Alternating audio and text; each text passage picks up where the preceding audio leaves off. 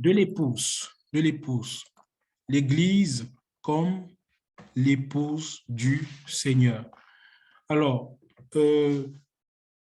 quand on parle de l'épouse, épouse, ça vient de l'expression qui est utilisée en hébreu pour parler d'épouse, c'est d'époux, aussi d'époux, voilà. Bahal, c'est épouser, dominer, posséder, posséder, être, voilà le Seigneur, c'est-à-dire l'époux, diriger, être marié, voilà. Quand on parle d'époux ou d'épouser, de dominer, de posséder. Et le concept d'époux dans la parole, on le trouve déjà dans l'Écriture. Dans l'Écriture, quand je parle de l'Écriture ici, je parle bien sûr de ce que nous appelons Ancien Testament. J'utilise l'expression Écriture parce que c'est ce que notre Seigneur Yeshua a utilisé et les apôtres aussi. Lorsqu'ils ont dit toute Écriture est inspirée, donc ils parlent exactement de ce que nous appelons l'Ancien Testament. Donc, je parle de l'Écriture. Donc, on retrouve déjà cela dans l'Écriture, le concept d'époux, en fait, dans l'Écriture. Et très souvent, il y a de nombreux textes dans l'Écriture qui font référence, en fait, à l'époux et à l'épouse. Par exemple, dans la parole du Seigneur, la Bible déclare justement dans Isaïe 54, par exemple, au sujet d'Israël, il dit « Car ton Créateur est ton époux ». On voit là le Seigneur qui s'identifie en fait comme étant l'époux d'Israël. Et donc Israël est ici l'épouse du Seigneur, épouse du Seigneur. Mais Israël, avant d'être épouse, a d'abord été fiancée. Et c'est là où on va toucher des points très, très importants, frères et sœurs. Donc, je nous demande une grande concentration parce que parfois, on ne comprend pas la notion des fiançailles et on ne comprend pas la notion du mariage ou la notion de l'époux et de l'épouse. Et pourtant, c'est capital. Israël n'a pas été épousée sans être fiancée. Elle est passée par l'étape des fiançailles. Mais l'étape des fiançailles est une étape extrêmement importante dans la vie du peuple. Et justement, quand on parle de fiançailles, c'est le fiancé, en fait, qui se lève et qui fait un vœu à la fiancée, c'est-à-dire un jeune homme, justement, qui reçoit, justement, du Seigneur que, voilà, telle sœur, comme ça, ou telle femme, justement, est mon épouse, est ma femme. Le Seigneur, tu as reçu cela du Seigneur, la conviction est là. Et il y a cette interconnexion qui vient de l'Esprit qui a été établie. Alors, à ce moment, le jeune homme se lève pour aller faire un vœu, un engagement.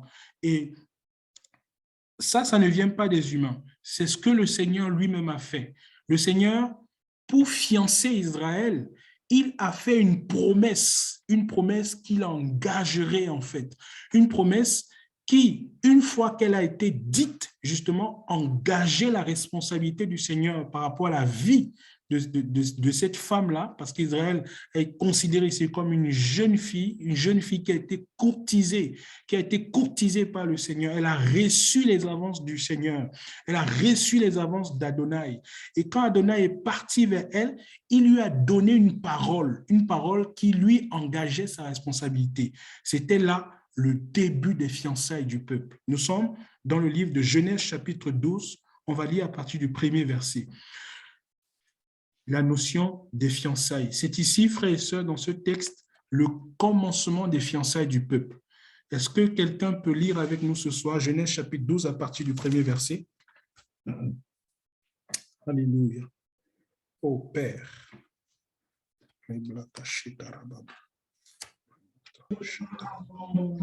Genèse 12 à partir du premier verset. Oui. Or, Yahweh avait dit à Abraham, va pour toi, hors de ta terre, de ta patrie et de la maison de ton père, vers la terre que je te montrerai. Et je te ferai devenir une grande nation, et je te bénirai, je rendrai ton nom grand, et tu seras une bénédiction. Je bénirai ceux qui te béniront, et je maudirai ceux qui te maudiront. Et toutes les familles de la terre seront bénies en toi. Voilà. C'est ici l'engagement du Seigneur. Il dit, je bénirai ceux qui te béniront, je maudirai ceux qui te maudiront, et toutes toutes les familles de la terre seront bénies en toi. Il dit, je te ferai devenir une grande nation et je te bénirai. Je rendrai ton nom grand. Tu seras une bénédiction. Va pour toi hors de la terre de ta patrie et de la maison de ton père, vers la terre que je te montrerai. Or, la parole nous dit justement que Yahweh est aussi l'époux de la terre.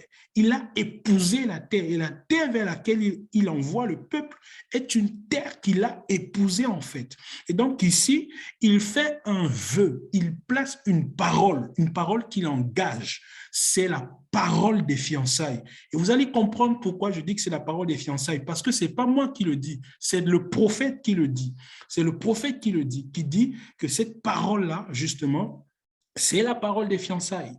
Et c'est pour ça que ça commence ici. C'est une promesse. Et c'est pour ça qu'on parle de l'Élohim d'Abraham, de Yitzhak et de Yaakov.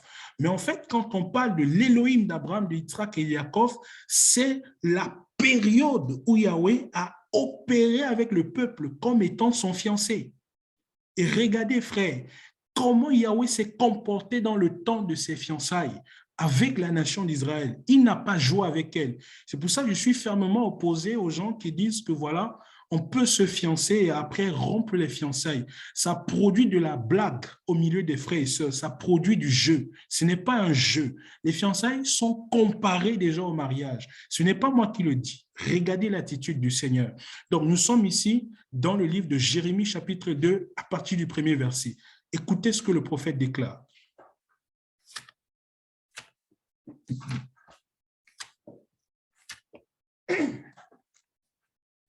Ô Père.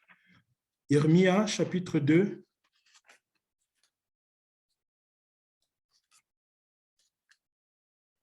Jérémie, chapitre 2, à partir du premier verset.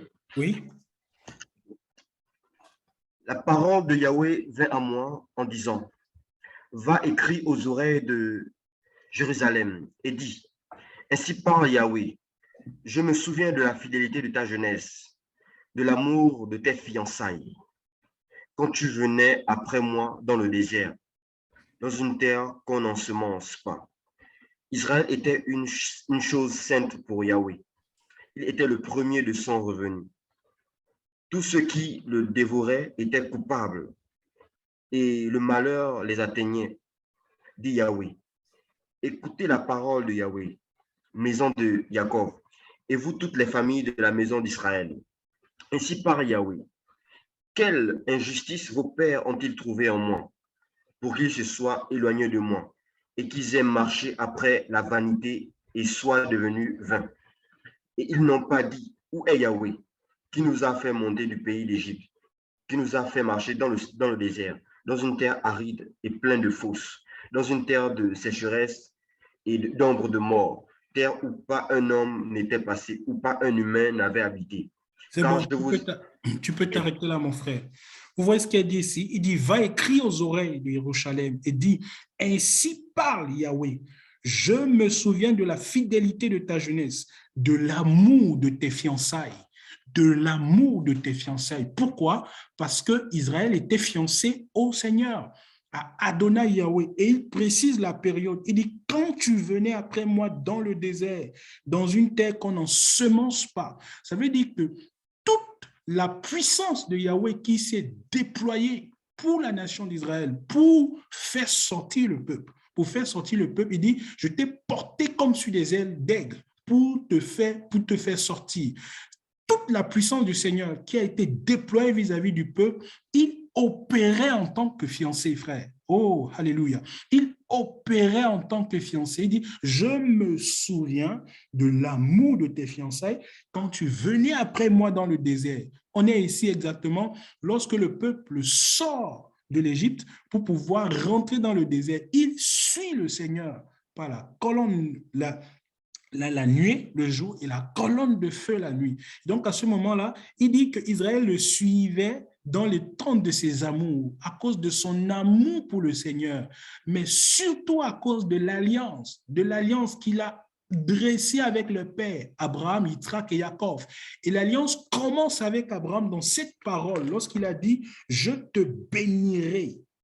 je te bénirai. Je bénirai ceux qui te béniront, je maudirai ceux qui te maudiront, et toutes les familles de la terre seront bénies en toi. Il a donné cette parole, il s'est engagé à le faire. Et parce qu'il s'est engagé à le faire, il a fiancé le peuple. Comment ça se fait que la parole du Seigneur donnée à Abraham engage tout le peuple? La parole nous déclare dans le livre d'Hébreux, le chapitre 7, que lorsque Melchisédek est apparu à Abraham, Abraham lui donna la dîme de tout. Il a donné la dîme à Melchisédek. Et au sujet de Lévi, la parole nous dit là-bas que c'est ainsi Lévi qui a payé la dîme à Melchisédek au travers d'Abraham, parce qu'il était dans les rênes d'Abraham quand Melchisédek l'a visité. Ça veut dire qu'en Abraham se trouvait toute la nation d'Israël.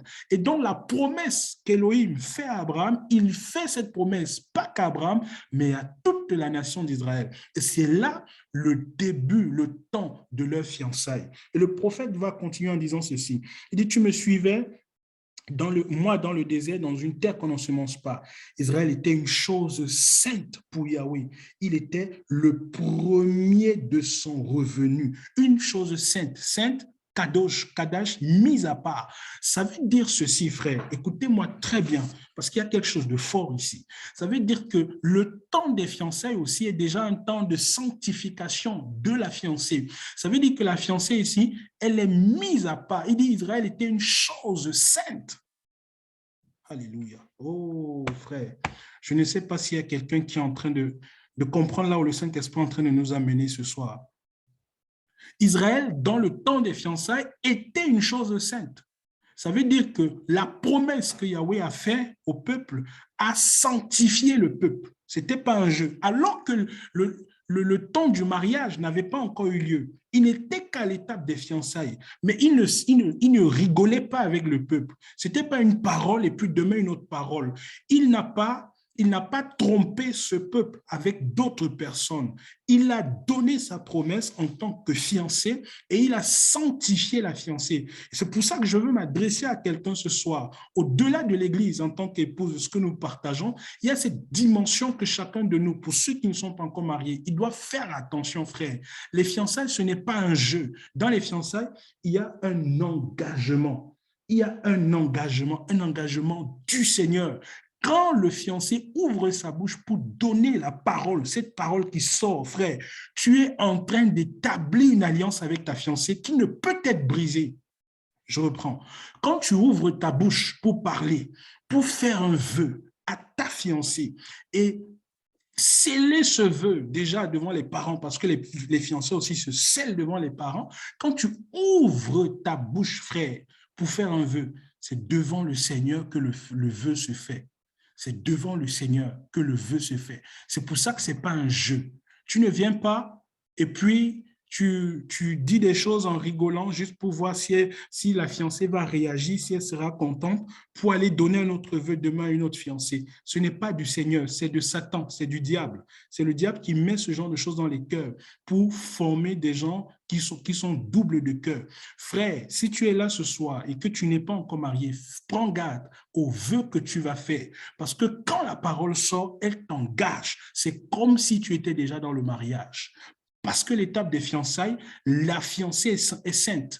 Elle est sainte. Elle est sainte. Elle aussi, elle s'engage pour toi à se mettre à part, à te respecter, à se garder pour toi jusqu'au temps des noces. Ce n'est pas un jeu. Je veux vraiment toucher cette dimension dans le partage de ce soir. C'est pour ça que nous devons, frère, faire extrêmement attention. Parce qu'ici, Yahweh dit que Israël était une chose sainte pour Yahweh. Il était le premier de son revenu. Tous ceux qui le dévoraient étaient coupables et le malheur les atteignait, dit Yahweh. Donc, tout ce qui touche la fiancée touche le fiancé. Ce n'est pas un jeu. Si tu n'es pas prêt, ne t'engage pas. Si tu n'es pas prêt, ne fais pas de vœux. Quand la parole est sortie à Abraham, il lui a donné la parole. Après, il lui a dit, tes descendants seront amenés dans un pays esclave, etc. pendant tel nombre de siècles. Au bout de ce temps, je viendrai pour le délivrer. Frère, la parole était sortie. Ce que sa bouche dit, c'est sa main qui l'accomplit. Frère, à tous les frères qui sont là ce soir, ayons le caractère du Seigneur. Si tu sors un vœu, une parole de ta bouche, sois prêt à accomplir cette parole. Sois prêt à respecter cette parole. Ne rigole pas avec le cœur des sœurs dans l'assemblée, dans l'église. Ne joue pas avec les sentiments des sœurs qui sont là.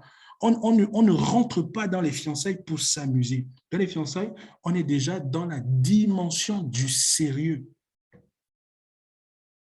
Je veux mettre en garde quelqu'un ce soir. On est déjà dans la dimension du sérieux. On ne fiance pas une sœur pour aller fiancer une autre en secret. Ce n'est pas du Seigneur. Quand on fiance une sœur, on est dans la dimension de la sainteté. Elle est sainte pour nous. Elle est mise à part pour nous, comme Yahweh le fait. Et donc, justement, ici, revenons à Israël, frères et sœurs. Israël, donc, a été fiancé par le Seigneur.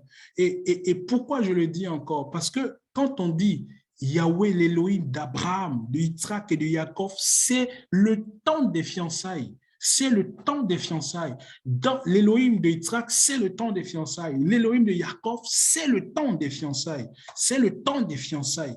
Donc, Abraham, Yitzhak, Yaakov, nos pères sont contenus dans cette alliance-là. Et dans le royaume, il dit qu'il viendra des gens dans le royaume qui seront assis à table avec Abraham. Donc, il est dans l'alliance, c'est le père de la foi. Alors que dans ce temps, on est dans les fiançailles, on n'est pas encore dans le mariage. Et le mariage, justement, va survenir plus tard dans Exode chapitre 19. Regardez ce qu'il va dire. Prends ce texte, frère. Exode chapitre 19. Il va donc concrétiser les fiançailles ici par le mariage. Il va épouser le peuple Mont Sinaï. Et ce qui va faire office d'acte de mariage ici, c'est la Torah qu'il va donner au peuple. J'explique cette réalité pour nous donner de comprendre pourquoi est-ce que et comment, dans quel contexte nous pouvons affirmer que l'Église est l'épouse du Seigneur. C'est pour ça que l'enseignement de ce soir est capital, frère. Nous sommes dans Exode chapitre 19. 19 au verset 1. À partir du verset 5. D'accord. À partir du verset 5. Disons. Maintenant donc, si vous obéissez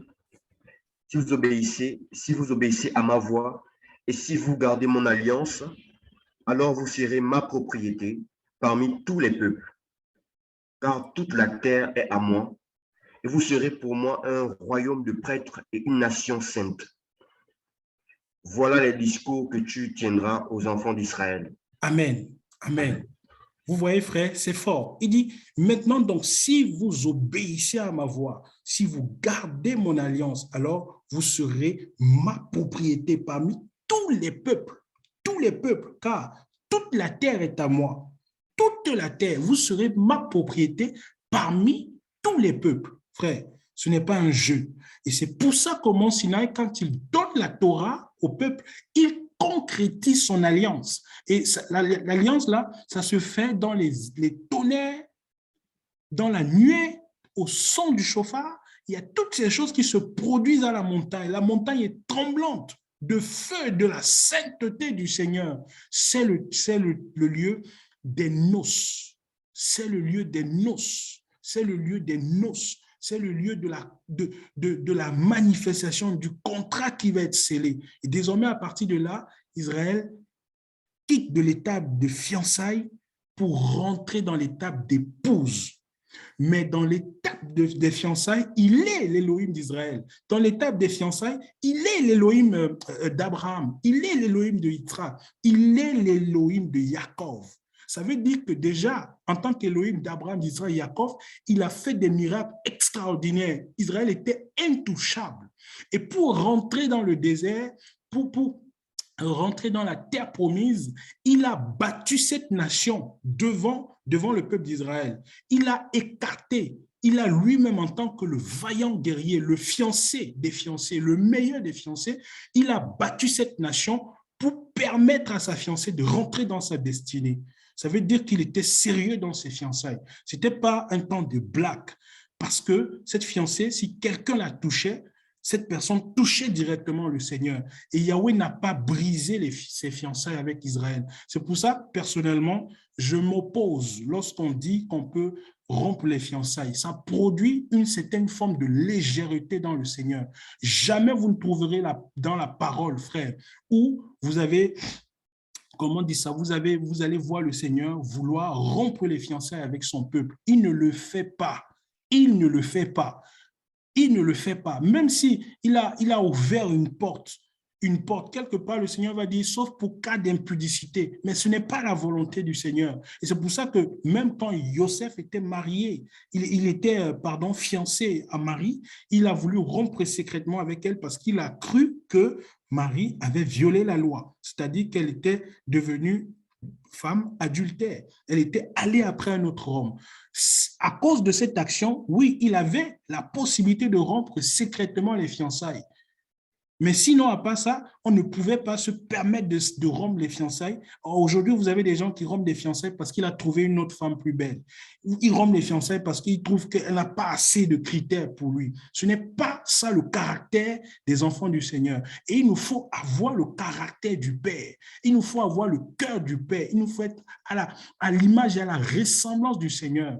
Le Seigneur, malgré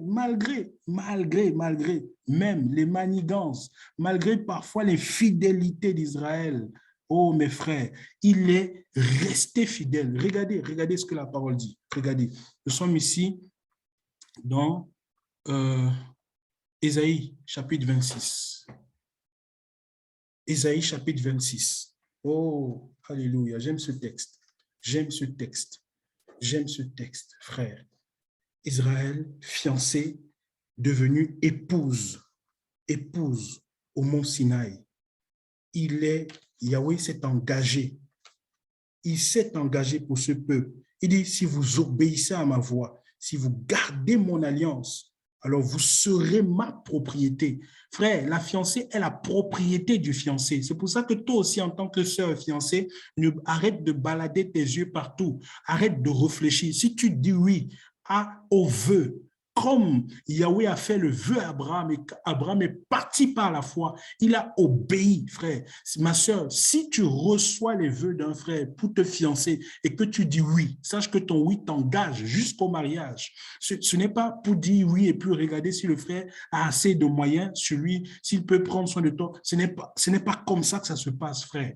Ce n'est pas comme ça. Parce qu'il y a une forme de légèreté qui est rentrée dans l'Église et vous trouvez des gens, des frères qui ont 3, 4 fiancés, 5, 6 fiancés. Ce n'est pas le caractère du Seigneur. Jamais, ni le Seigneur, ni les apôtres, ni notre Seigneur Yeshua Mashiach n'a agi de la sorte. Et nous allons le comprendre ce soir. Donc, nous sommes dans, je l'ai dit tout à l'heure, Ésaïe chapitre 26. Prends à partir, frère, prends à partir du premier verset. Oh Père. Isaïe 26. Vas-y. À partir du premier verset. En ce jour-là, ce cantique sera chanté dans le pays de Yehuda. Nous avons une ville forte. Il y met le salut pour muraille et pour rempart. Ouvrez les portes et la nation juste. Celle qui garde la fidélité et y entrera. Je garde dans la paix celui dont les desseins s'appuient sur toi, parce qu'il se confie en toi. Confiez-vous en Yahweh à perpétuité, car Yahweh est le rocher éternel, car il a abattu ceux qui habitaient les hauteurs. Il a abaissé la ville inaccessible. Il a abaissé jusqu'à terre. Va au verset 12. Au verset 12, Yahweh, tu mets en nous la paix, car toutes nos œuvres, c'est toi qui les accomplis pour nous. Yahweh, notre Elohim, d'autres seigneurs à part toi ont dominé sur nous. C'est par toi seul que nous pouvons faire mention de ton nom. Ils sont morts, ils ne revivront plus. Ils ne sont plus que des ombres. Ils ne se lèveront pas car tu les as châtiés et exterminés. Et tu as fait périr tout souvenir d'eux. Tu as augmenté la nation. Yahweh, tu as augmenté la nation. Tu t'es glorifié. Tu as reculé toutes les limites du pays. Tu as reculé toutes les limites du pays. Au verset 13, il dit, Yahweh, notre Elohim, d'autres seigneurs à part toi ont dominé sur nous. Dominer ici, c'est aussi épouser. D'autres seigneurs à part toi nous ont épousés. nous ont épousés. D'autres seigneurs à part toi ont dominé sur nous. Ils ont dominé sur nous à part toi. C'est par toi seul que nous pouvons faire mention de ton nom. Ils sont morts, ils ne revivront plus. Et ici, c'est parce qu'à un moment, le peuple s'est vautré dans le péché. Ils sont allés après d'autres Elohim. Ils sont allés après d'autres Elohim. Ils ont été épousés par d'autres personnes, frères, ce qui n'était pas la volonté du Seigneur. Ce qui n'était pas la volonté du Seigneur. Et c'est pour ça qu'il dit, je me souviens du temps de tes fiançailles. Et à plusieurs reprises, on a les prophètes qui reprimandent la fiancée, qui réprimandent l'épouse en disant, reviens au Seigneur, reviens à ton époux, reviens. Oui, d'autres Elohim l'ont épousé, d'autres personnes, à cause de quoi? De sa rébellion. Mais même malgré ça, Yahweh est resté fidèle. C'est pour ça qu'il nous faut avoir le caractère du Seigneur, frère. C'est pour ça qu'il nous faut avoir le caractère du Seigneur. Voir comme le Seigneur voit. Ne pas se comporter comme les impies qui n'ont pas d'Élohim. Frère, faisons très attention. Et donc, ici, au chapitre 26, on voit qu'Israël, que le prophète le précise. Il le précise, d'autres Elohim. Va au chapitre 54. On va aussi voir ça. Chapitre 54, toujours d'Ésaïe. Regardez, frère. Regardez. Oh, Père. Tu prends à partir du verset, verset 5. Isaïe 55, à partir du verset 5. Voici, tu appelleras des nations que tu ne connais pas, et les nations qui ne te connaissent pas accourront vers toi, à cause de Yahweh, ton Elohim, ton Elohim et du Saint d'Israël. Non, Isaïe 54. Isaïe 54 à partir du verset 5. D'accord, Isaïe 54 à partir du verset 5. Car ton Créateur est ton époux, Yahweh Sabaoth est son nom.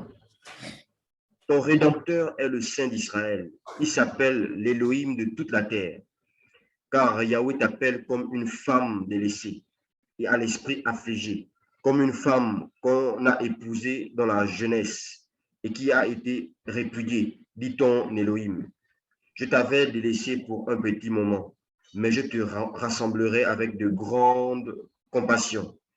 Dans une courte colère, je t'avais un moment caché ma face, mais j'aurai compassion de toi avec une bonté éternelle, dit Yahweh, ton Rédempteur, car il en sera pour moi comme les eaux de Noé, de même que j'avais juré que les eaux de Noé ne se répandraient plus sur la terre. Je jure de ne plus m'irriter contre toi et de ne plus te menacer. Et de ne plus te menacer.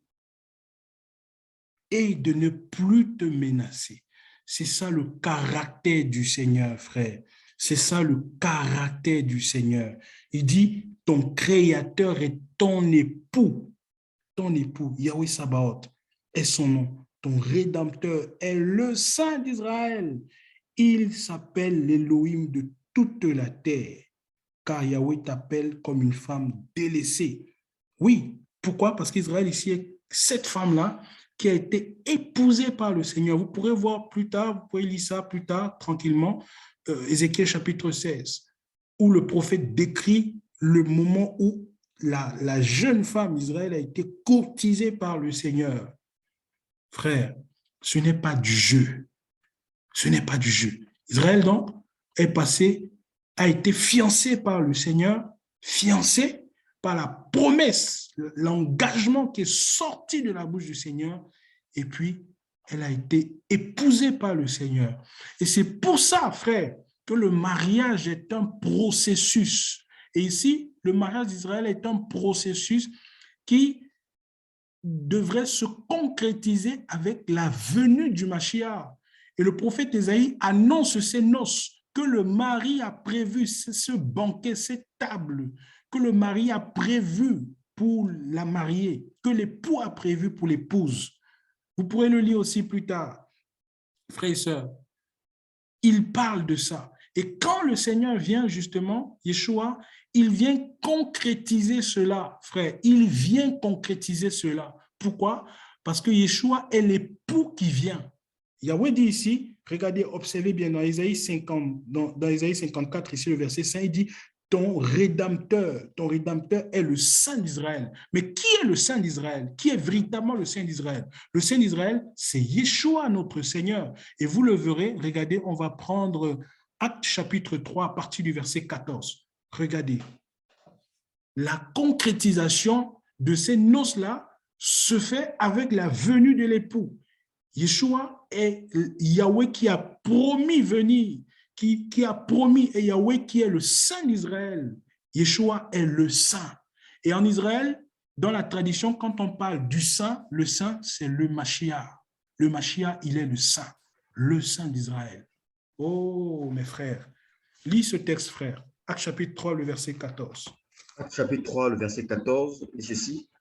Mais vous avez régné le saint et le juste, et vous avez demandé qu'on vous accorde la grâce d'un homme qui était meurtrier. Voilà, vous avez régné le saint et le juste. Vous avez régné le saint et le juste. Le saint, c'est Yeshua Mashiach. Quand on parle du saint, le saint, c'est le Mashiach. Yeshua est donc Yahweh. Yahweh qui est le Saint d'Israël. C'est pourquoi la venue du Mashiach était la concrétisation de ce mariage que les prophètes ont annoncé, ces noces, ce banquet. Pourquoi? Parce qu'Israël est l'épouse du Saint, le Saint qui vient. Et va au verset 25, toujours d'Actes chapitre 3, lis le verset 25 à 26. 25 à 26. Vous êtes les enfants des prophètes et de l'alliance. Le testament qu'Élohim a fait avec nos pères en disant à Abraham, toutes les familles de la terre seront bénies en ta postérité. C'est à vous, premièrement, qu'Élohim, ayant suscité son fils, Yeshua, l'a envoyé pour vous bénir, en détournant chacun de vous de vos iniquités. Voilà. Vous comprenez, frères et sœurs? Il dit, vous êtes les enfants des prophètes et de l'alliance. Le testament qu'Élohim a fait avec nos pères en disant à Abraham, toutes les familles de la terre seront bénies en ta postérité. Il dit, vous êtes des enfants. Et verset 26 dit, c'est à vous premièrement. Ça veut dire que la promesse qui est sortie de la bouche du Seigneur, le vœu qui a engagé le Seigneur lorsqu'il a donné la parole à Abraham, il dit, c'est à vous premièrement. Et donc Israël ici est justement cette épouse qui a reçu premièrement cette promesse. Mais notez bien, il dit premièrement, ça veut dire qu'il doit y avoir donc un deuxièmement. Et c'est ce deuxièmement-là qu'on va comprendre, frère, et que beaucoup n'ont pas saisi, justement. Mais il dit ici que c'est à vous, premièrement, qu'Élohim, ayant suscité son fils, Yeshua, Jésus, l'a envoyé pour vous bénir. Le Mashiach vient pour bénir en détournant chacun de vous de vos iniquités. Ça veut dire que la venue du Mashiach, c'est l'établissement du royaume, c'est la fin du péché. Il vient bénir le peuple, sanctifier le peuple et introduire le peuple dans le règne sans le péché, sans la présence du péché. Il vient purifier le péché de ses peuples. Il vient concrétiser le mariage. Il dit, c'est à vous premièrement. Mais nous le savons, frères et sœurs. Et c'est pour ça qu'il nous faut comprendre justement, lorsque l'apôtre Paul parle du mystère, le mystère justement qui a été caché de tout temps. Parce qu'en lisant ça, en parlant d'Israël en tant qu'épouse, comme je l'ai dit au commencement, certains peuvent se poser la question, mais donc, est-ce qu'il a deux femmes? Non, il n'a pas deux femmes. Le Seigneur n'a pas deux femmes. Parce que maintenant, le mystère dont l'apôtre et dont les apôtres et les prophètes ont parlé ici, justement, nous donne de comprendre le principe d'épouse sur le fondement apostolique et prophétique et la place, justement, d'Israël dans cette alliance-là.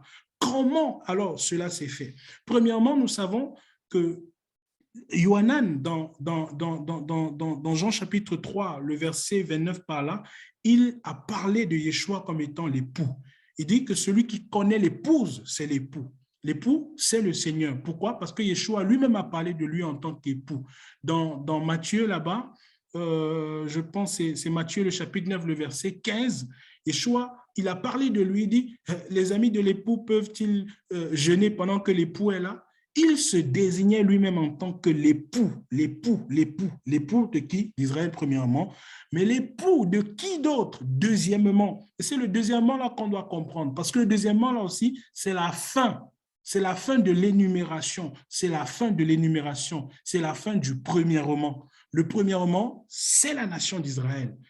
Par la prédication de l'apôtre Pierre, c'est à vous, premièrement, qu'Élohim a fait cette promesse. À vous, premièrement, que les fiançailles se sont faites, que le mariage s'est opéré. C'est à vous, premièrement. Et donc, mariage qui devrait être concrétisé par les noces, concrétisé par le banquet, par le repas du Seigneur. Ce n'est pas nouveau, frère. Les prophètes ont prophétisé cela. Je pense que c'est Ésaïe 25. Attendez, je trouve le texte là. Si tu peux m'aider aussi, frère. Au sujet de ce banquet qu'il promet justement au peuple. Alléluia. Oh, voilà, c'est ça. Ésaïe 25. Le verset 6 dit, et Yahweh Sabaoth prépare pour tous les peuples sur cette montagne un banquet de choses grasses, un banquet de vin vieux, de choses grasses et moelleuses, et de vin vieux bien purifié. Il détruira sur cette montagne la couverture qui enveloppe la face de tous les peuples et le voile qui est étendu sur toutes les nations. Il engloutira la mort par sa victoire. Adonai Yahweh essuiera les larmes de tous les visages. Il ôtera l'opprobre de son peuple de toute la terre, car Yahweh a parlé.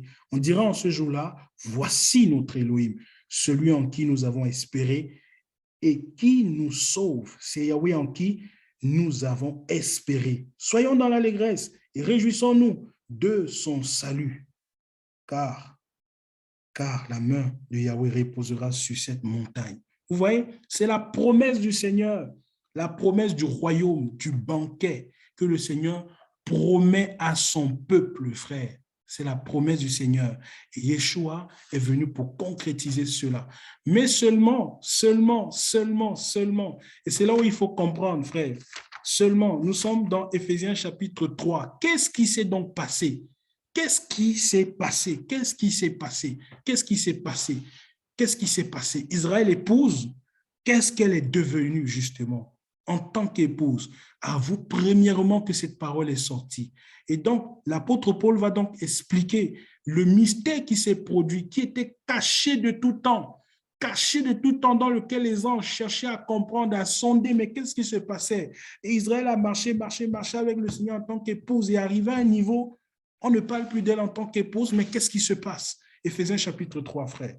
Regardons ça ensemble. Oh. Éphésiens 3, à partir du verset 1. Oui, vas-y, frère. C'est pour cela que moi, Paul, le prisonnier de Yeshua Mashiach, pour vous, les nations, si toutefois vous avez appris quelle est l'administration de la grâce d'Élohim qui m'a été donnée pour vous, comment par révélation il m'a fait connaître ce mystère, ainsi que je l'ai écrit ci-dessus en peu de mots, par où vous pouvez comprendre en lisant quelle est l'intelligence que j'ai du mystère du Mashiach, lequel n'a pas été manifesté aux fils des humains dans les autres générations, comme il a été révélé maintenant par l'Esprit à ses saints apôtres et prophètes, que les gens des nations sont co-héritiers et membres du même corps, et co-participants de sa promesse dans le Mashiach par le moyen de l'Évangile, dont j'ai été fait serviteur, selon le don de la grâce d'Élohim qui m'a été donné, selon l'efficacité de sa puissance. Selon l'efficacité de sa puissance, frère, l'efficacité de la puissance du Seigneur s'est manifestée ici, dans la révélation du mystère caché de tout temps. Il dit, vous pouvez comprendre l'intelligence que j'ai, comment, regardez, je lis, il dit, si toutefois vous avez appris Quelle est l'administration de la grâce d'Élohim qui m'a été donnée pour vous? Comment par révélation il m'a fait connaître ce mystère? Ainsi que je l'ai écrit ci-dessus un peu de mots par où vous pouvez comprendre en lisant quelle est l'intelligence que j'ai du mystère du Mashiach. C'est quoi donc ce mystère caché de tout temps que les anges cherchaient à sonder, qui n'a pas été révélé aux prophètes de l'Écriture? Je répète, frère, les prophètes de l'Écriture n'ont pas eu connaissance de ce mystère.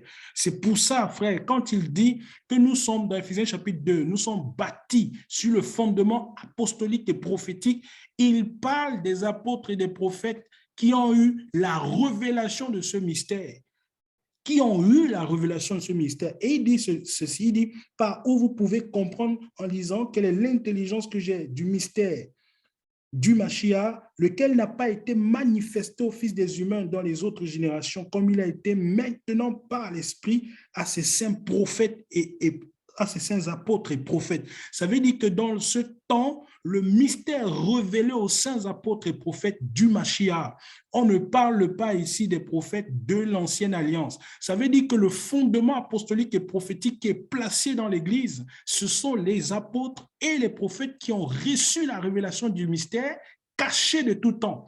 Et c'est pour ça, frère, qu'il nous faut considérer ce mystère révélé par les apôtres. Quand on parle d'un mystère, un mystère, c'est quelque chose de grand, parfois qui peut être incompréhensible, qui peut être encore caché, mais que le Seigneur révèle. Et donc, quand il dit que l'Église est la colonne et l'appui de la vérité, c'est aussi parce que c'est à l'Église de révéler le mystère caché de tout temps et dont les anges apprennent par l'Église quelle est la puissance glorieuse qu'il y a dans le Mashiach.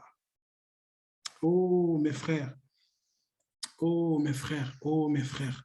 Je ne sais pas si quelqu'un comprend ce que le Saint-Esprit veut nous communiquer ce soir. Je ne sais pas si quelqu'un comprend ce que le Saint-Esprit veut nous communiquer ce soir.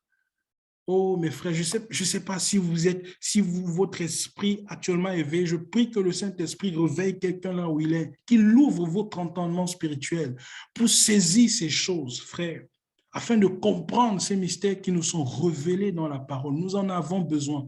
Dans ce temps où la parole pure se fait rare, frère, il dit ceci, par où vous pouvez comprendre en lisant quelle est l'intelligence que j'ai du mystère du Mashiach, lequel n'a pas été révélé aux saints apôtres et prophètes des temps passés. Ils n'ont pas eu cette connaissance-là. Les prophètes de l'Écriture, l'ancienne alliance, n'ont pas eu cette révélation. Mais les prophètes de la nouvelle alliance ont cette révélation. Ils ont cette compréhension du mystère. Et le mystère ici, il dit, c'est que les gens des nations sont co-héritiers et membres du même corps. Vous comprenez pourquoi on a parlé du corps la semaine passée, frère? Oh, c'est grave, c'est grave, c'est grave, c'est grave.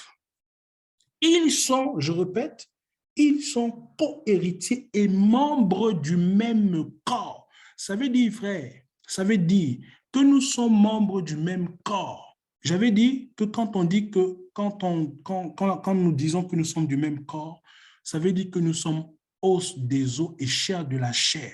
Regardez, frère, quand la parole dit, frère, oh, on va le voir tout à l'heure, au sujet du Mashiach, qu'il est la tête du corps de l'Église. Ça veut dire que nous formons une même plante avec le Seigneur. Nous formons une même plante. Nous sommes partie intégrante du corps du Seigneur. Écoutez bien, frère, nous sommes os et chair du Seigneur. Oh, alléluia, alléluia. Ça veut dire, mon frère, que ton frère qui est à côté de toi est ton os et ta chair. Aïe, aïe, aïe. Oh, je ne sais pas s'il y a quelqu'un qui comprend ce soir ce que le Saint-Esprit nous donne de comprendre. Quand il a dit, voici cette fois-ci qu'est os de mes os, chair de ma chair, il parlait de sa sœur. Il parlait de sa sœur. Adam parlait de Chava comme sa sœur. C'est pourquoi dans le mystère du mariage, avant qu'on ne dise mariage, c'est que l'époux et l'épouse sont d'abord frères et sœurs. Oh, oh, frère. Ton épouse, je veux dire à quelqu'un qui est marié ce soir, à une femme qui est mariée ce soir, ton mari, c'est ta chair et ton os, c'est ton frère.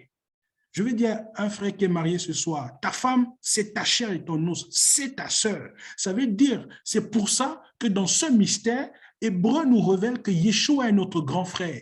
Parce que nous sommes de son os et de sa chair. Nous sommes une même plante avec lui. Nous formons un même corps avec lui. Et donc, celui qui touche l'Église touche le Seigneur directement. Si vous voulez voir le Seigneur se lever, affrontez l'Église. Celui qui touche l'Église touche le Seigneur. Celui qui touche aux enfants du Seigneur touche la tête. Et donc, là où tu es, mon frère, ma soeur, sache que tu es de la même plante avec le Seigneur. Un véritable chrétien est indestructible. Oh, frère, écoute encore bien ce que je dis. Un vrai enfant du Seigneur qui est os et chair de Yeshua Mashiach, il est indestructible. Pourquoi? Parce que la tête est indestructible. Ils peuvent vous faire la guerre, ils ne vous vaincront pas. Ils peuvent t'attaquer, mais ils ne peuvent rien contre toi. La maladie peut paralyser un côté de ton corps, mais elle ne peut pas paralyser ton âme et ton esprit.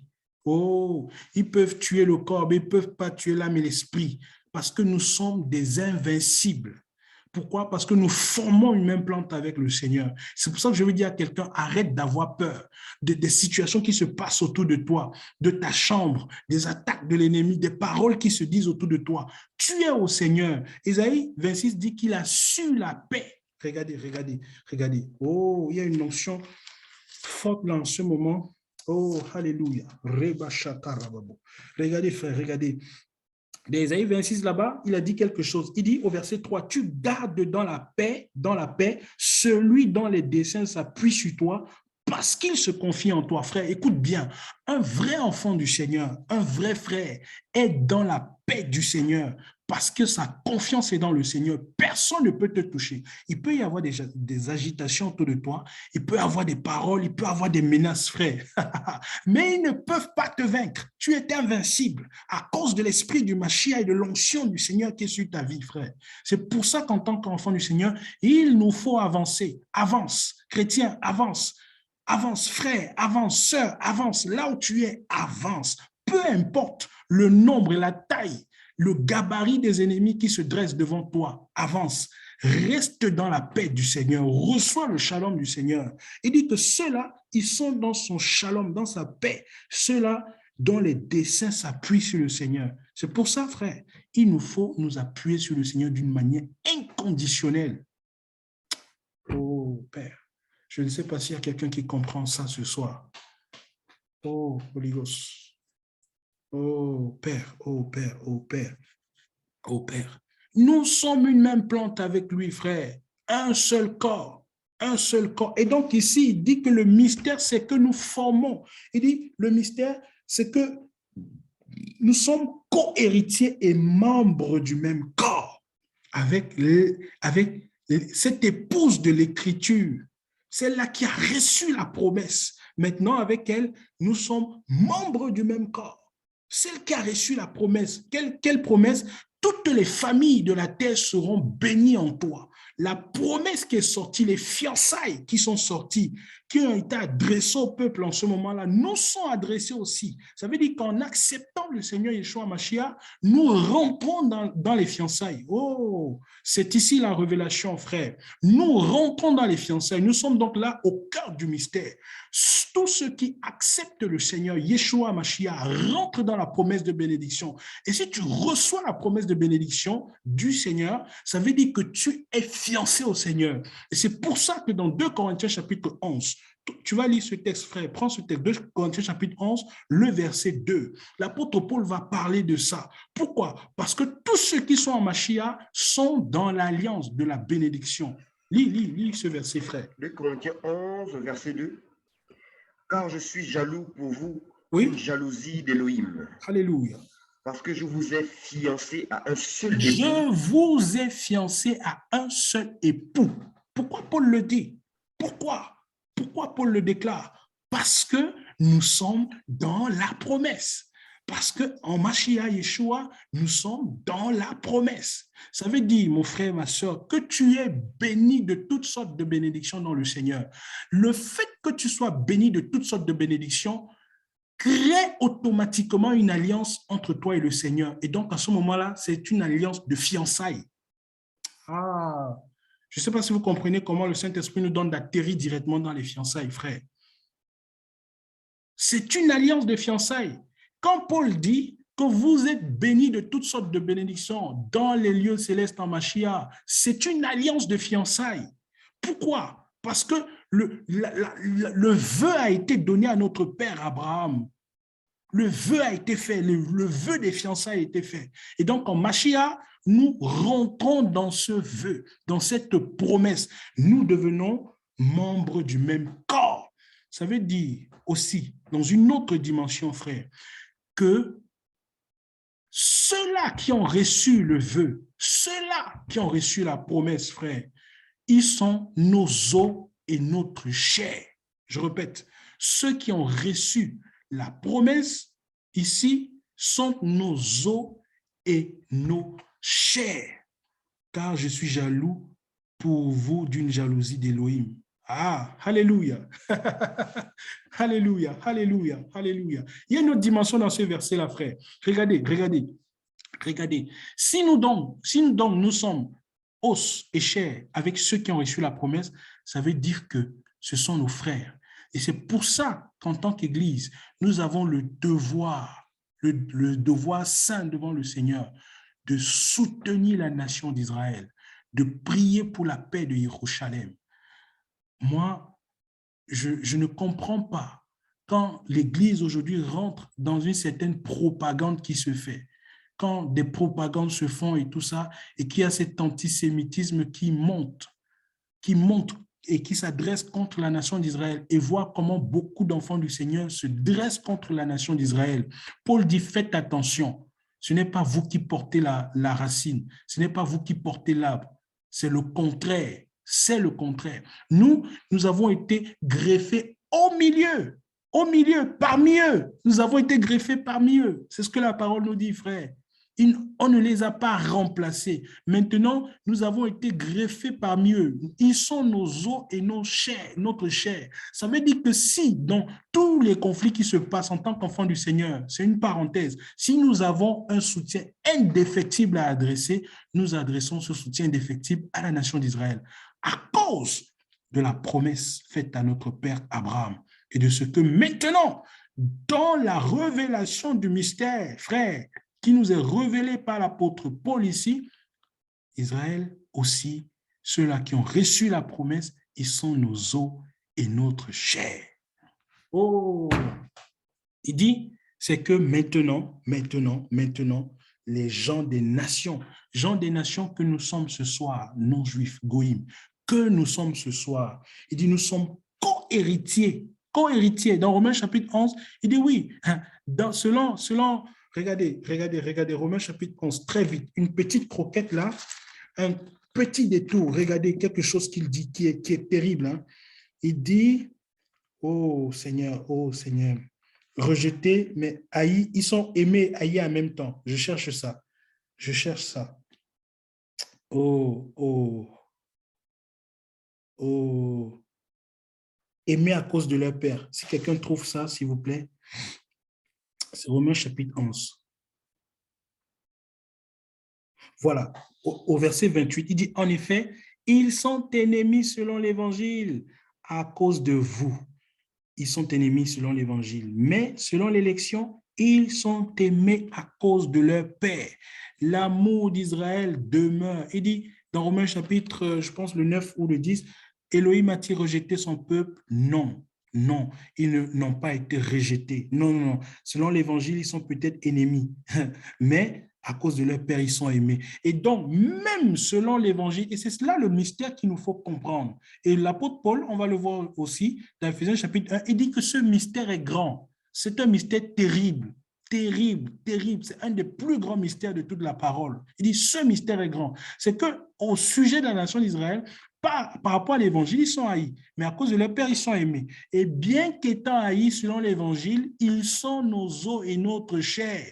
Et c'est que maintenant, pour nous qui sommes dans l'alliance, selon Ephésiens chapitre 3, il dit que nous sommes co-héritiers des promesses. Les promesses ont été faites à qui? À la nation d'Israël. Ephésiens chapitre 2, il dit, vous étiez des gens, vous étiez des gens du dehors, sans droit des cités en Israël, étrangers aux alliances. On n'avait rien. Bref, on était exclus. Toutes les promesses ont été faites à la nation d'Israël. Regardez, il confirme cela. Alléluia. Oh, j'aime le repas que le Seigneur nous donne ce soir. Il confirme cela au chapitre 9. Oh Père, oh Père, oh Père, oh Père. Oh. Regardez, il dit, je dis la vérité en Mashiach, je ne mens pas. Ma conscience me rendant témoignage par le Saint-Esprit que j'ai une grande tristesse et une continuelle douleur dans mon cœur. Car moi-même, je souffre.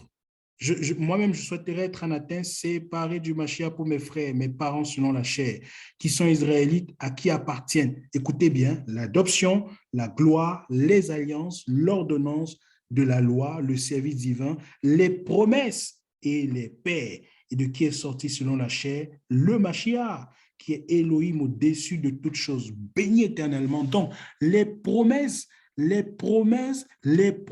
du Seigneur ont été faites à la nation d'Israël. Et donc, même s'ils sont ennemis selon l'évangile, ils sont aimés selon leur Père. Et même qu'Israël soit dans une position d'ennemi selon l'évangile, ils sont nos os et notre chair, selon la révélation du mystère qui était caché de tout temps et qui maintenant nous a été révélé par les saints apôtres et prophètes de la nouvelle alliance. Il dit, c'est que nous, non Juifs, goïms que nous sommes co-héritiers en Mashiach, co-héritiers et membres du même corps. Il dit, et co-participants de sa promesse dans le Mashiach par le moyen de l'évangile. Oh, alléluia. Par le moyen de l'évangile, ils sont nos os et notre chair. Et donc, évoluons au chapitre 5, frère. Tu es avec moi, on prend le chapitre 5, regardez à partir du verset 22. Chapitre 5 à partir du verset 22. Il y a une belle claque du Seigneur ici. Regardez, frère, regardez. Romains, chapitre 5. 33. 5, 22 jusqu'à 33. C'est le livre de Romains. Oui. D'accord. Non, Éphésiens, pardon. Éphésiens, on revient à Éphésiens. D'accord. Éphésiens 5, verset 22. Oh, Père, alléluia. Disons, vas-y, mon frère. Femmes, soyez soumises à vos maris comme au Seigneur, car le mari est la tête de la femme, comme le Mashiach est la tête de l'Église, qui est son corps, et dont il est le sauveur. Or, de même que l'Église est soumise au Mashiach, les femmes aussi doivent l'être à leur mari en toutes choses. Et vous, maris, aimez vos femmes, comme le Mashiach a aimé l'Église et s'est livré lui-même pour elle, afin de la sanctifier en la purifiant et en la lavant par le bain d'eau de la parole, pour faire paraître devant lui cette Église glorieuse, sans tache, ni ride, ni rien de semblable, mais sainte et sans défaut. Car ainsi que les maris doivent aimer leurs femmes comme leur propre corps. Celui qui aime sa femme s'aime lui-même, car personne n'a jamais haï sa propre chair, mais il la nourrit et en prend particulièrement soin, comme le Seigneur le fait pour l'Église. Car nous sommes membres de son corps, étant de sa chair et de ses os. C'est pourquoi l'homme quittera son père et sa mère et se joindra à sa femme, et les deux ne seront qu'une seule chair. Ce mystère est grand. On parle du Mashiach et de l'Église. Que chacun de vous donc aime sa femme comme lui-même et que la femme respecte son mari. Amen. Alléluia, alléluia, alléluia. Je ne sais pas si quelqu'un est édifié ce soir, frère. Je ne sais pas si l'âme de quelqu'un en joie ce soir, frère, comme c'est le cas pour moi ce soir. C'est une révélation grande, c'est une parole grande. Cette parole est grande, frère. Cette révélation de la parole est grande, frère. Ce que le Saint-Esprit nous donne de comprendre ce soir, c'est fort, c'est fort, c'est fort. Il dit ceci, « Femmes, soyez soumises à vos maris. » Il parle de la femme, du couple dans le Seigneur, comme au Seigneur. Donc, la femme qui doit être soumise à son mari comme au Seigneur. Je ne veux pas trop m'attarder sur la relation homme-femme, mais je veux m'attarder sur le parallèle que l'apôtre établit ici par rapport à Machia et à l'Ecclésia. Regardez, il dit car le mari est la tête de la femme comme le Machia est la tête de l'Église. Machia est la tête de l'Église qui est quoi? Son corps et dont il est le sauveur. Ça veut dire qu'en tant qu'Église, notre tête, c'est le Machia. C'est pour ça que j'ai dit tout à l'heure que nous sommes de ses os et nous sommes de sa chair. Et vous savez que dans le corps nouveau, frère, je reprends, dans le corps nouveau, vous ne trouverez que ces deux éléments, les os et la chair. Il n'y a pas de sang. La chair et le sang ne peuvent pas hériter le royaume des cieux. Donc, il y a dans le corps nouveau les os. Il y a les os. On trouve aussi ça, les os, la chair. Il dit, touchez-moi, touchez-moi, touchez-moi, touchez-moi, touchez-moi, touchez-moi. Donc, il y a un parallèle aussi dans ce sens-là, frère. Il dit que l'Église est son corps et dont il est le sauveur. Or, de même que l'Église est soumise au Mashiach, les femmes aussi doivent l'être à leur mari en toutes choses. Donc, l'Église est complètement soumise au Mashiach qui est sa tête. Et vous, maris, aimez vos femmes comme le Mashiach a aimé l'Église et s'est livré lui-même pour elle, afin de la sanctifier, en la purifiant, en la lavant par le bain d'eau de la parole, pour faire paraître devant lui une Église glorieuse, sans tache ni rien de semblable, mais sainte et sans défaut. Ça veut dire que le Mashiach prend soin de l'Église dans toutes les dimensions du terme, dans toute la profondeur du terme, frère. Il prend soin de l'Église. Et le verset 29, il dit, car personne n'a jamais haï sa propre chair, mais il la nourrit et en prend soin particulièrement, comme le Seigneur le fait pour l'Église. Le Seigneur, écoutez bien, frère, prend soin de l'Église. C'est pour ça que tout véritable disciple est au petit soin du Seigneur. Tout véritable disciple, comme on le dit, c'est une expression française, il est au petit soin. Le Seigneur prend soin de lui dans tout le sens du terme. Il nourrit, il l'encadre, il le nettoie, il le lave, il l'habille. Le Seigneur lui donne tout. Et donc, en tant qu'enfant du Seigneur, c'est des choses qu'on doit expérimenter. Si vous êtes véritablement en relation avec le Seigneur prend soin de vous. C'est pour ça qu'on ne peut pas se plaindre, frère. On ne peut pas se plaindre. Nous sommes dans une position où notre Seigneur prend soin de nous, frères. Regardez, regardez, regardez. Il dit, car nous sommes membres de son corps, étant de sa chair et de ses os. Chair de qui? Du Seigneur. Et des os du Seigneur, c'est-à-dire nous sommes de son corps. C'est pourquoi, regardez, frère, c'est pourquoi l'homme quittera son père et sa mère, se joindra à sa femme. Les deux ne seront qu'une seule chair. Il dit, verset 32, ce mystère est grand. De quel mystère il parle? Ce mystère est grand. Or, je parle du Mashiach et de l'Église. Le fait que l'Église et le Mashiach, le mystère ici, c'est ça. C'est que l'Église, frère, sœur, nous sommes os et chair du Mashiach. Nous formons une même plante avec lui. Mashiach est notre grand frère. Il est notre grand frère. Il est notre yaya. Nous sommes un même corps avec lui. Et celui qui touche l'Église, touche le Seigneur. Celui qui affronte l'Église, affronte le Seigneur. Et ce n'est pas tout. C'est que maintenant, frère, vu que nous l'avions dit, cette Église maintenant est formée de qui? Des frères et des sœurs d'un corps. C'est-à-dire entre frères et sœurs, entre nous, nous sommes aussi os de nos os et chair de nos chairs. Parce que nous sommes des petits Christ. Nous avons l'onction du Seigneur. Donc ton frère qui est à côté de toi, il est ton os et ta chair. Et Mashiach est nous sommes os et chair du Mashiach. Et donc, dans ça, quand on parle de l'Église, la révélation du mystère, c'est le rassemblement des gens des nations qui ont accepté, qui sont venus à l'Évangile par la prédication, par le Saint-Esprit, les goïms, qui sont maintenant unis à qui? À la nation d'Israël, pour former un seul corps. La révélation du mystère, c'est que maintenant, pour ceux-là qui ont reçu les promesses, c'est-à-dire la nation d'Israël, nous formons un seul corps. Nous sommes avec eux. Ils sont nos os, ils sont notre chair, nous sommes les os, nous sommes leur chair. Et tous ensemble, au Mashiach, nous sommes os et chair du Mashiach. Et c'est pourquoi, frère, c'est pourquoi, lorsque la trompette sonnera, notre tête viendra nous chercher. Képhal, notre chef, il viendra chercher l'Église.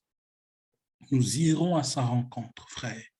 Et c'est pourquoi, quand le Mashiach reviendra à la parousie du Mashiach, frère, il reviendra justement pour établir le royaume, réunir tous les enfants d'Élohim en un seul corps, selon la promesse que Yeshua a faite. Réunir tous les enfants d'Élohim en un seul corps. Nous sommes dans le déjà et le pas encore. Si donc, frère, nous sommes os et chair de la nation d'Israël qui est épouse du Seigneur, nous sommes aussi en tant qu'Église, épouse du Seigneur. Je vous ai dit que nous sommes fiancés au Seigneur. Fiancés par la promesse. Nous sommes fiancés. Et je voudrais rajouter un petit élément très important. Comprenez-moi très bien ce soir, frère. Nous sommes au cœur du mystère ici. Je voulais rajouter un élément. Quand Paul dit « je vous ai fiancés », écoutez bien, il dit « je suis jaloux de vous ». Alors, je vais juste lire cette portion-là. Il dit « car je suis jaloux de vous d'une jalousie d'Élohim parce que je vous ai fiancé ». Il est jaloux. Il dit « parce que je vous ai fiancé à un seul époux ». Ça veut dire ceci, frère. Quand il dit « je vous ai fiancé », c'est parce qu'il leur a prêché l'évangile et ils sont rentrés dans l'alliance, dans la promesse de la bénédiction. Et donc, tout ministre du Seigneur, tout enfant du Seigneur qui annonce l'évangile, et si vous prêchez l'évangile et que les personnes à qui vous prêchez l'évangile reçoivent du Seigneur, le Seigneur dans leur vie, vous les fiancez au Seigneur. Quand un disciple, quand une personne vient au Seigneur, donne son cœur au Seigneur, marche avec le Seigneur, devient disciple, la personne qui a pris soin d'elle, qui lui a annoncé la parole, l'a fiancée au Seigneur. C'est ce que je veux dire. Ça veut dire que nous aussi, à notre tour, en tant qu'Église, nous fiançons ceux-là qui ne le sont pas encore au Seigneur. Oh, je ne sais pas si quelqu'un a compris ce que je suis en train de dire en ce moment, frère. Paul dit, je vous ai fiancé comme une vierge pure. Donc, mon frère, ma soeur, si tu annonces l'évangile, tu prêches la parole du Seigneur à quelqu'un et que la personne reçoit le Seigneur, tu es en ce moment-là en train de fiancer cette personne au Seigneur. Oh, alléluia. Alléluia, alléluia. Et donc, l'Église, justement, est la fiancée du Seigneur. Et par le mystère aussi, l'Église est épouse du Seigneur. Par la révélation du mystère. Quand il dit ce mystère est grand, je parle de Mashiach et de l'Église. Le fait que Paul dit, c'est que les gens des nations sont maintenant co-héritiers, co-participants. Sans ce mystère-là, frère, sans cette parole-là, l'Église en ce moment n'est pas épouse. Maintenant, pour que l'Église devienne épouse, il fallait que le décret sorte devant le trône du Père pour que les gens des nations qui recevraient le Seigneur soient participants du même corps, co-héritiers avec Israël. Et donc, par là, ensemble, nous sommes l'épouse du Seigneur. Et quand nous disons que nous sommes l'épouse, deuxièmement, frère, et là, je veux faire une remarque très importante, capitale dans l'enseignement que le Saint-Esprit nous donne ce soir, c'est aussi en espérance. C'est aussi en espérance quand nous disons que nous sommes épouses du Seigneur. Pourquoi? Parce que nous attendons les noces les noces de l'agneau. Un peu comme Israël, justement, Israël a reçu le contrat de mariage qui est la Torah. Nous aussi, l'Église, en ce moment, a reçu déjà le contrat du mariage, qui est la Béchora, c'est-à-dire l'Évangile et le Testament de Yeshua. Donc, nous marchons conformément aux principes apostoliques et prophétiques. C'est ça aussi notre contrat de mariage avec le Seigneur. Et de la même façon qu'Israël vivait en attendant la venue du Mashiach pour concrétiser les noces, nous aussi, nous vivons en espérance en attendant la venue de notre Mashiach pour concrétiser nos noces. C'est pourquoi nous le disons aussi en espérance que nous sommes épouses. Ça veut dire que l'Église est épouse déjà, l'Église est épouse aussi en espérance. C'est ce que j'ai appelé le déjà et le pas encore. Pourquoi? Comprenez-moi très bien, frère. Le mariage doit être concrétisé par la venue du Seigneur. Mais à cause du mystère qui nous rallie, qui fait de nous un seul corps avec Israël, or Israël est épouse, nous sommes comme introduits dans l'alliance, greffés sur l'arbre. Nous sommes aussi épouses du Seigneur. Quand nous le disons, c'est quelque chose qui est fait parce que dans l'étape des fiançailles, on est fiancé, c'est une étape importante. Israël était fiancé, après elle est devenue épouse. Nous aussi, nous sommes épouses. Et comme je l'ai dit par rapport au mariage, le mariage est un processus qui est concrétisé par les noces de l'agneau, par les noces, voilà. Donc, quand les époux se mettent ensemble dans le processus fiançailles, etc., ils vont concrétiser leur union par les noces. Et dans les noces, il y a ce qu'on appelle la nuit des noces, où il y a les rapports sexuels qui viennent sceller le processus du mariage. Donc, de la même façon, nous sommes dans ce processus-là avec le Seigneur, où il y a un déjà et un pas encore, où le processus sera bouclé, scellé par les noces de l'agneau, où ce sera l'extase de la joie, de la réjouissance, de la jouissance de l'Église tout entière, où nous serons à table avec le Seigneur. N'est-ce pas merveilleux, frère? N'est-ce pas magnifique? Toutes ces choses. Une autre remarque, dans le mariage, un point important, l'homme ne devient pas la femme ne devient pas l'homme. Dans le mariage, l'homme et la femme deviennent une seule chair, un seul corps, mais chacun garde son identité. Ce n'est pas une absorption ici. Ils ne se confondent pas, parce que c'est une erreur qu'on fait souvent. Ils ne se confondent pas. L'homme reste l'homme, la femme reste la femme. Et c'est pour ça qu'arrivé sur cette partie, le Saint-Esprit m'a donné de comprendre quelque chose que je vais vous partager en ce moment. C'est souvent une erreur. C'est une erreur qu'on fait. Par exemple, le mari s'appelle Pierre et la femme s'appelle Jacqueline. Vous trouvez le mari et vous appelez le mari Jacqueline. Bonjour Jacqueline. C'est quelque chose qui s'est souvent fait au milieu de nous. Ce n'est pas correct, selon la parole. Parce qu'en ce moment-là, on fait du mariage une absorption. Et ça produit autre chose après. Et je vais vous dire ce que ça produit. Ce que je veux dire en ce moment, écoutez-moi très bien, c'est très important. Chacun garde son identité. L'homme reste l'homme, Pierre reste Pierre, Jacqueline reste Jacqueline. Ils sont une seule chair, un seul corps, mais chacun garde son identité. Pierre ne devient pas Jacqueline, c'est-à-dire qu'on n'appelle pas Pierre Jacqueline, non, ça ne se fait pas. On n'appelle pas, comment dire ça, Jacqueline Pierre. Pourquoi? Parce que dans ce cadre-là, écoutez-moi bien, ce que je veux dire, c'est que la femme prend le nom du mari, c'est-à-dire que si le nom de Pierre, c'est Pierre, parce qu'il y a le nom et le prénom, donc si le nom, c'est Pierre, par exemple, on va dire Madame Pierre, mais on ne peut pas dire Monsieur Jacqueline, en fait. Pourquoi? Parce qu'en ce moment-là, ça devient comme une absorption et on ne tient plus compte de l'identité. Donc, dans le mariage, chacun garde son identité. Et de même, pourquoi je dis ça? Parce que on ne peut pas dire en fait que, comment dire, que le Seigneur, c'est l'Église. Voilà, c'est l'exemple que je veux prendre. On ne peut pas dire que le Seigneur, c'est l'Église. De même aussi, on ne peut pas absolument identifier, en fait, on ne peut pas identifier un mari à sa femme. On ne peut pas dire que le Seigneur, c'est l'Église. Le Seigneur, c'est le Seigneur. L'Église, c'est l'Église. Mais il y a cette union.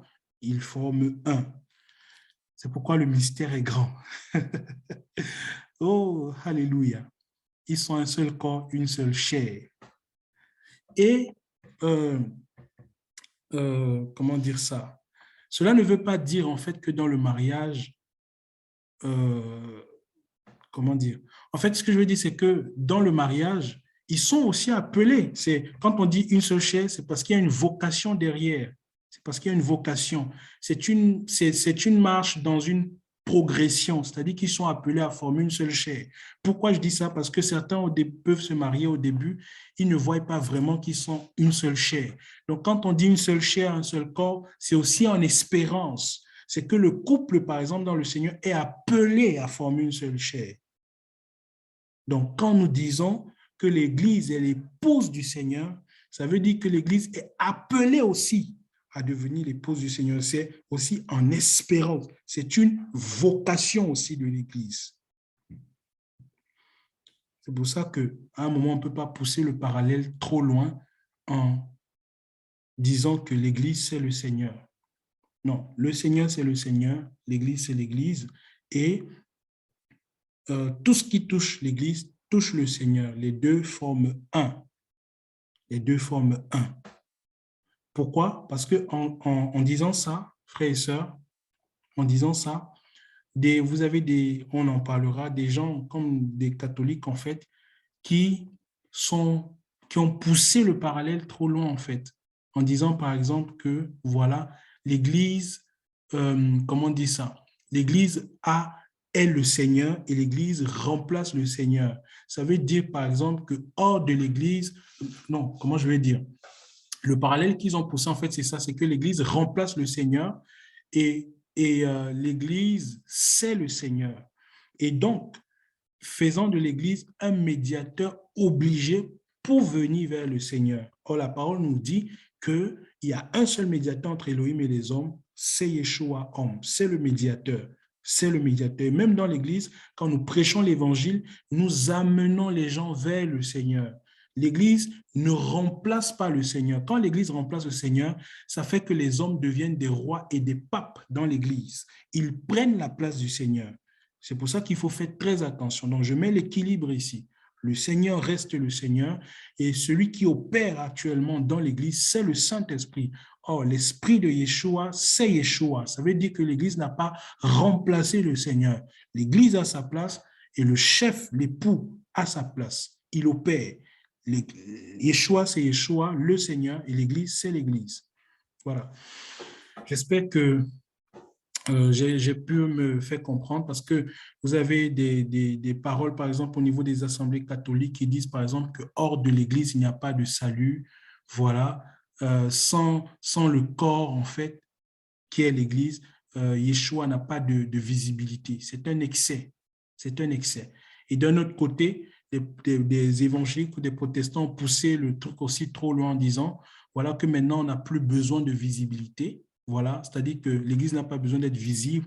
L'Église véritable est invisible. C'est aussi un excès. Et je répondais à cette question tout à l'heure. L'Église véritable, elle est visible, et elle est invisible. Donc, il y a un déjà et un pas encore. Nous sommes fiancés, épouses. Et quand nous disons épouse, c'est aussi par rapport au mystère révélé, épouse aussi par rapport à notre espérance avec le Seigneur.